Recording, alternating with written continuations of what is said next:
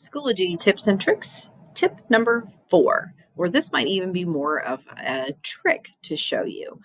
So, we're going to look at resources in this video.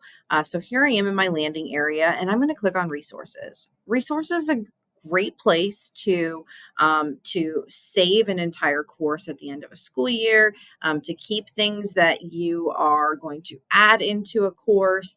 This is where you can create an item bank. If you have taken our Schoology assessments course, you will have learned about our item bank that you can work with here. But it's just a great storage place to keep things. I have a variety of things here that I have then put into other places. But the one that I really want to show you is how you can create a resources area to share with a colleague. So when I land here, I'm at my resources and I'm at my home collection. So this is a collection that I own, and you can create another collection. So maybe I want to have an area for my other tech coaches to share some resources. So I can call that tech coaches. And now you'll notice I have a new home area. It has that same icon here. And if I go in here, I can add all those resources, but I can also share this collection with another person.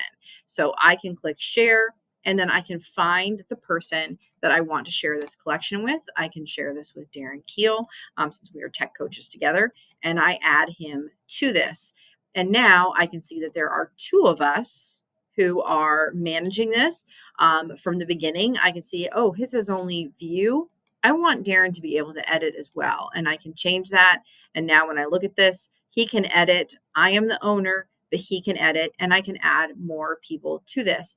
And then this becomes a staging area where we can share all of our resources for a course that we have in common, for a workshop we have in common.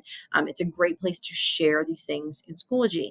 A sandbox course is also a great place. I am actually, I believe in sandbox courses a little bit more than resources because it looks just like the course you're teaching, which I covered in our first video. But resources is another place to share those things. If there are 3 of you, for example, who teach Spanish 1, you can have a Spanish 1 collection and add each member. Make sure you change them that they can edit, and then you can keep all of your resources here together for each other to share and borrow and import into your courses and all of that. So just a little trick that maybe you didn't realize you could do in the resources area.